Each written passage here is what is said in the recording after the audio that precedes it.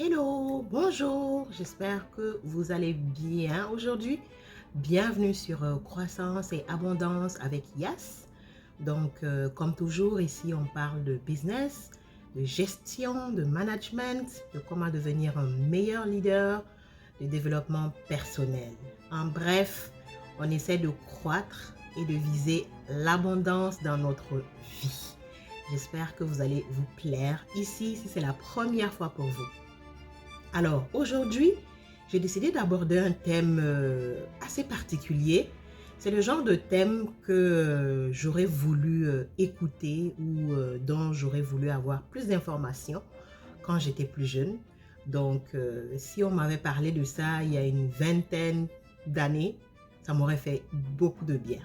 Donc, on va parler un peu des leçons sur la vie à savoir.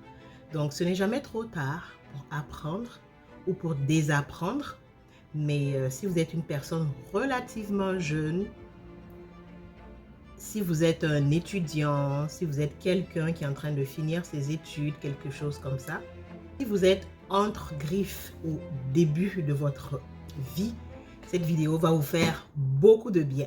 Mais quel que soit le stade où vous êtes actuellement dans votre vie, je suis sûre qu'à la fin de la vidéo, vous allez ressortir avec beaucoup d'apprentissage.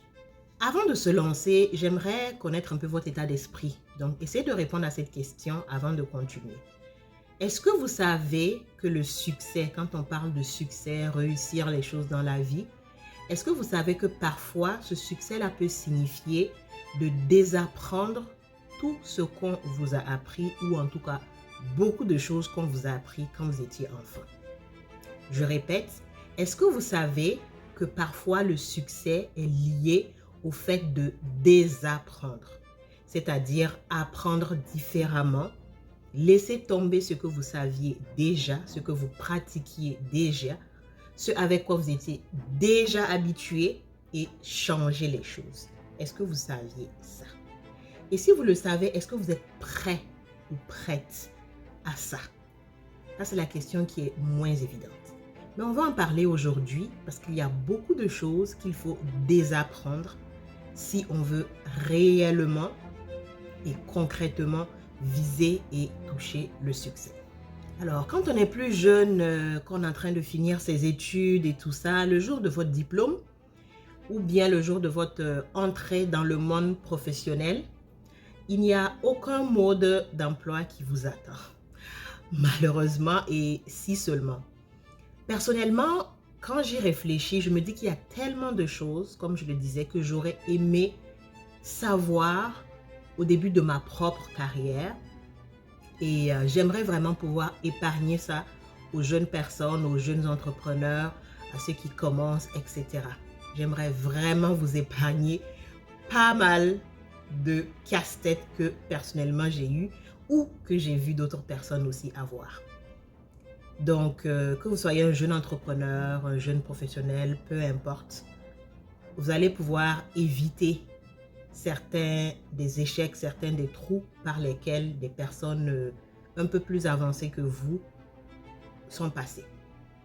On va parler de quelques leçons clés sur l'entrepreneuriat et le monde du travail. Et ces leçons-là ne sont pas enseignées à l'école. Pourtant, ces leçons-là sont tellement importantes. Je dirais même qu'elles sont cruciales. C'est pour ça qu'au-delà de l'école, il faut toujours tendre à aller apprendre ailleurs, à aller apprendre de la vie concrète, à aller apprendre avec d'autres personnes, de l'expérience même de vie. C'est très important. Bienvenue à bord. Faites la connaissance de votre commandant de bord. Elle accompagne et conseille les moyennes et grandes entreprises en Amérique du Nord et en Europe. Elle est travailleur autonome et entrepreneur en ligne et hors ligne dans divers domaines depuis un bon nombre d'années. Ici, elle aborde tous les sujets possibles avec un objectif précis. Vous aider à bâtir, gérer et faire croître vos entreprises, mais aussi vous faire croître vous-même. Décollage immédiat, on attache les ceintures et let's go!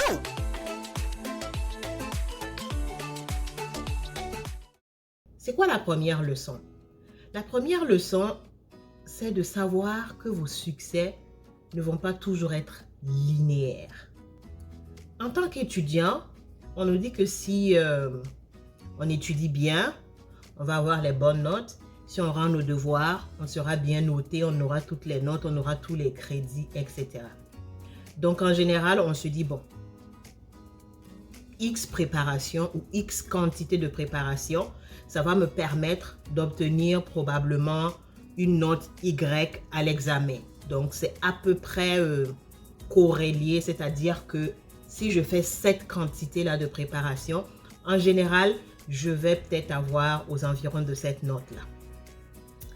Ce n'est pas toujours le cas, hein, mais je généralise un peu en gros. En entrepreneuriat, dans la vie active, dans le monde professionnel, ce n'est pas toujours le cas. Et parfois même, il y a des situations où c'est rarement le cas.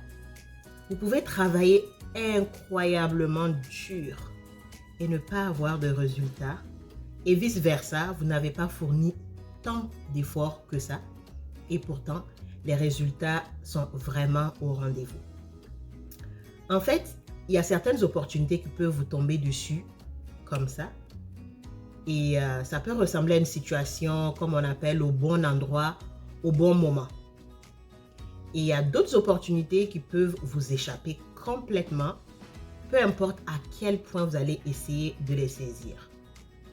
Je me rappelle par exemple d'un business que j'avais lancé il y a une quinzaine d'années à côté de mes études universitaires. Pour ce business-là, je travaillais fort et même très fort. Je faisais vraiment tout ce qui était en mon pouvoir pour avoir autant de ventes que possible. Mais ça n'a pas toujours marché et ça n'a pas toujours donné les résultats que je voulais. J'ai constaté en fait que mon éthique de travail, ma façon de travailler durement, mon dur labeur, c'était pas forcément suffisant.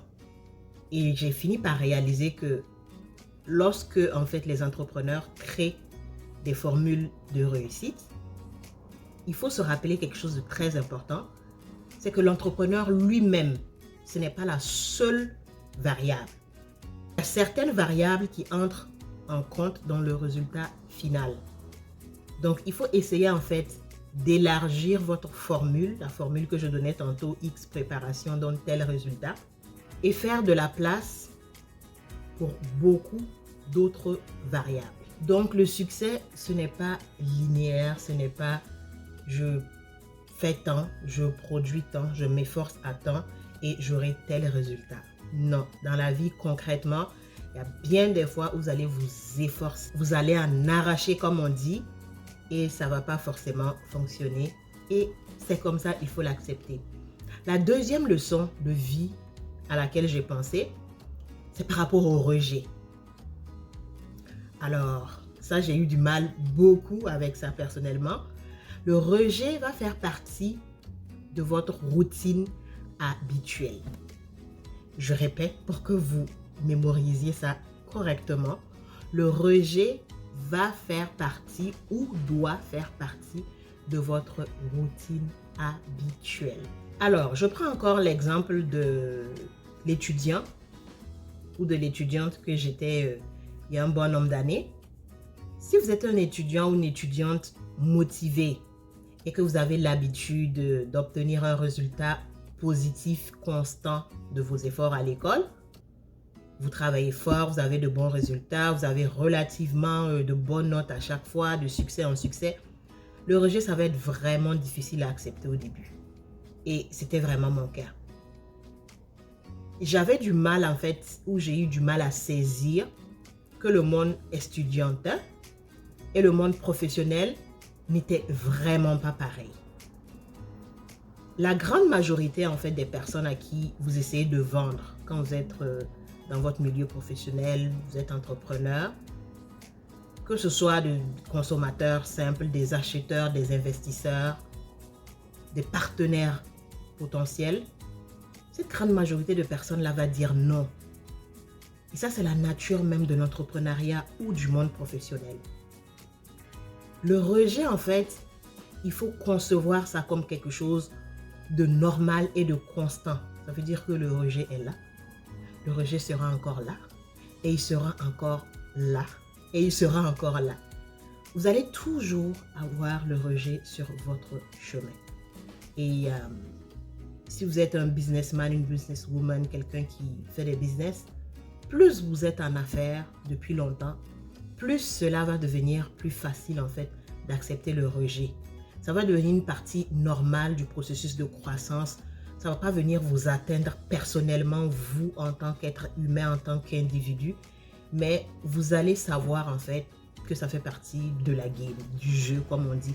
Ça fait partie des données, ça fait partie de la chose que quand on va vers des personnes, quand on sollicite, peu importe le type de personne, ben, il va y avoir beaucoup de rejets. Et ça, il faut travailler vraiment sur vous.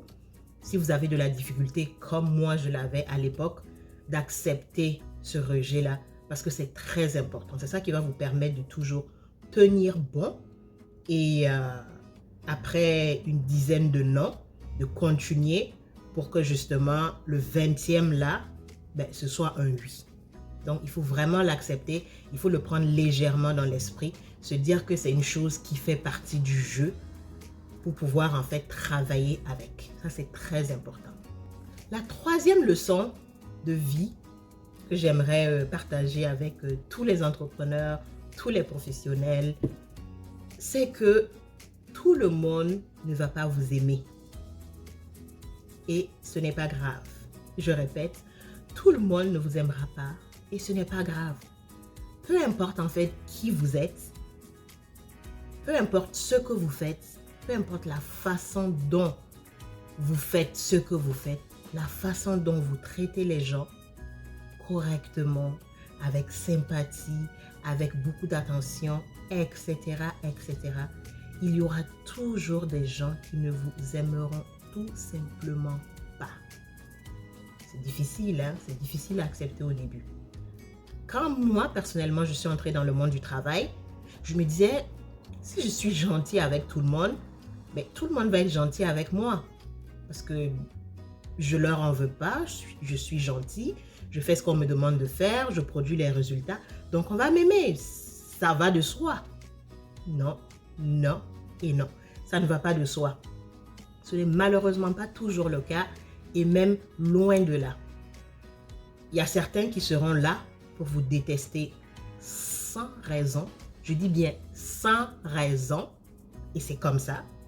Il y a d'autres qui auront pour but de vous ralentir. Donc, ils vont tout faire pour vous mettre des bâtons dans les roues, des pots de banane sous les pieds, etc. Et tout ça, il faut savoir l'accepter dans votre esprit une fois de plus.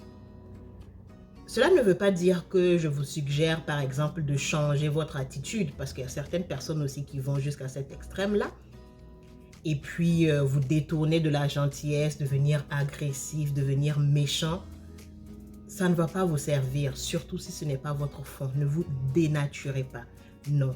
Restez qui vous êtes, mais sachez que les gens aussi sont qui ils sont. L'idée, c'est vraiment dans l'acceptation, que peu importe la façon dont vous allez être bon, chaleureux, sympathique, il y a des gens qui ne vont pas vous aimer, qui ne vont pas vous gober tout simplement. Il y a des gens même qui ne vont pas vous gober simplement parce que vous êtes gentil. Allez-y comprendre. Mais c'est le monde comme ça, il faut l'accepter. Si c'est quelque chose avec laquelle vous n'êtes pas encore à l'aise, il faut vraiment travailler sur ça parce que c'est ça qui va vous équiper pour affronter le monde de l'entrepreneuriat, le monde professionnel, le monde des adultes en tant que tel. L'adulte, c'est comme ça qu'il est, imprévisible et il faut savoir l'accepter et dealer avec. Et dans les moments où ça va être un peu plus difficile d'accepter cela, il faut penser à une chose qui est une vérité absolue, c'est qu'il n'y a pas quelqu'un sur la terre que tout le monde aime. Voilà, donc quelqu'un qui fait l'unanimité, les personnes les plus gentilles, les personnes les plus bonnes, etc., elles ne font pas l'unanimité. Et mieux, plus vous allez avoir du succès, plus vous allez enregistrer des réussites dans votre travail, dans vos business, et plus en fait le nombre de personnes qui ne vous aiment pas pourrait augmenter. Ça, il faut être conscient de ça. Simplement parce que le nombre de personnes qui voient votre réussite, le nombre de personnes qui vous côtoient, le nombre de personnes qui constatent ce que vous faites et ce que vous produisez, ce nombre-là augmente. Et si ce nombre-là augmente, ben le nombre aussi de ce lot-là qui ne va pas vous aimer va logiquement augmenter. tout ça, il faut être à l'aise avec. La quatrième leçon de vie que je vais partager avec vous ici, qui va vous aider à jamais, c'est le fait de savoir que la gestion des personnes est tout aussi importante que la gestion de votre travail et parfois même plus importante. Alors, une fois de plus, mon propre exemple, au début de ma carrière, je ne comprenais pas vraiment ce que ça signifiait la gestion des personnes. À l'école, on nous apprend à nous concentrer sur notre travail, à exceller et à bien faire le travail. À la maison aussi, l'éducation, il faut vraiment donner le meilleur de soi-même, il faut exceller, il faut bien faire les choses, il faut être quelqu'un vraiment de responsable et tout. Donc, on peut avoir tendance à assumer que les autres aussi vont faire la même chose, vont faire leur part. Grosse erreur. Une grande partie de la formation à l'école, malheureusement, ça consiste en fait à exceller dans des matières qu'on apprend à l'école. Je ne suis pas contre, hein, ça c'est très bien. Mais on ne met pas l'accent en fait à devenir excellent en matière par exemple de délégation, délégué du travail, de cohésion d'équipe, de gestion d'équipe. Dépendamment des écoles que vous avez faites, moi encore dans mon cas, c'est vrai que j'ai eu à apprendre ça un peu à l'école parce que j'ai fait du business, j'ai fait du management. Donc, j'ai fait de la gestion. Donc, on a eu quand même à appréhender ça un peu, mais disons que c'est moi qui ne l'avais pas assez bien saisi. Mais évidemment, en vieillissant, j'ai bien vite réalisé que la gestion des personnes est parfois même plus importante que le travail en lui-même. Et ça ne concerne pas seulement les gens qui sont directement sous votre responsabilité. Ça consiste vraiment à avoir de bonnes relations interpersonnelles avec beaucoup de personnes qui sont autour de vous, à l'interne comme à l'externe. Et ce que je dis ici, c'est particulièrement vrai pour les entrepreneurs. Parce que lorsque vous construisez une organisation, vous devenez en fait un leader de leader, si on peut dire ça comme ça. Votre travail en fait va consister à permettre à l'ensemble de votre organisation, quand vous commencez à recruter, à avoir d'autres personnes, de prospérer.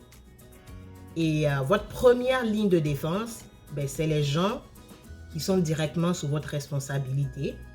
Et eux aussi, leur ligne de défense sont les gens qui sont sous leur responsabilité et ainsi de suite, si vous avez une entreprise qui s'étend et qui s'étend par exemple.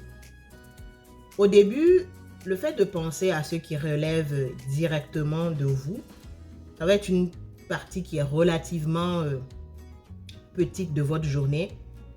Donc, vous allez vous concentrer sur le travail et moins vraiment sur les personnes.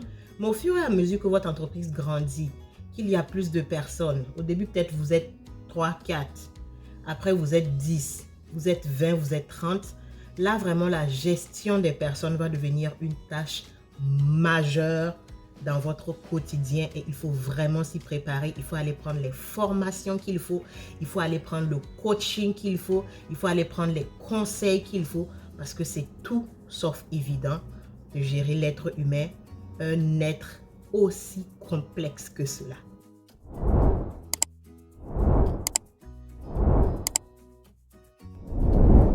La cinquième leçon de vie dont je vais parler, qui est aussi vraiment un conseil à garder partout, c'est soyez votre plus grand champion. Alors, si vous êtes comme moi, en grandissant, l'accent était mis à la maison sur l'humilité, sur la pensée des autres, ce que les autres pensent, les avis des autres, plutôt que de se mettre en avant soi-même, dépendamment des cultures évidemment, et des endroits où vous avez vécu, les milieux familiaux. À l'école aussi, une fois de plus, dépendamment de la culture dans laquelle vous avez évolué, c'était peut-être pareil. Mais quand je suis entrée dans le monde des affaires, le monde du business ou le monde même du travail de façon générale, surtout que c'était dans un autre continent, donc ce n'était pas mon continent d'origine, j'étais face à des cultures qui étaient parfois presque à l'opposé de ma culture d'origine. Les règles de fonctionnement étaient parfois complètement différentes, là, ça a été un gros choc. Et ça m'a pris des années d'échecs extrêmement douloureux pour réaliser en fait, et j'ai fini par réaliser qu'il était essentiel pour moi d'être mon propre champion. Ou dans mon cas, ma propre championne.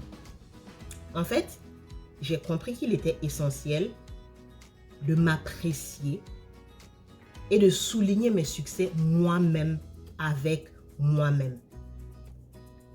Il était essentiel pour moi d'être la première personne qui me motive moi-même. Je vous invite vraiment à en faire de même. Vous aurez des gens, des proches de la famille qui vont vous encourager, qui vont vous motiver, qui seront toujours là pour vous. Peut-être même un certain nombre, dépendamment de votre réseau. Si vous êtes chanceux, tant mieux. Mais n'empêche que vous devez être toujours la première personne qui vous motive et la première personne qui vous félicite vous-même. Ça fait une grande différence dans la façon dont vous allez tenir face aux troubles de la vie, face au vent, aux marées, aux attaques des gens. Ça fait toute la différence. Essayez cela et vous m'en direz des nouvelles. Retenez ceci. Alors, peu importe votre âge ou la longueur de votre carrière, passée ou future, la chose importante que vous devez retenir, c'est qu'il est normal d'avoir des questions. C'est normal de ne pas savoir tout faire. Vous ne vous êtes pas créé vous-même, vous n'êtes pas le créateur de la vie, du monde et de l'univers.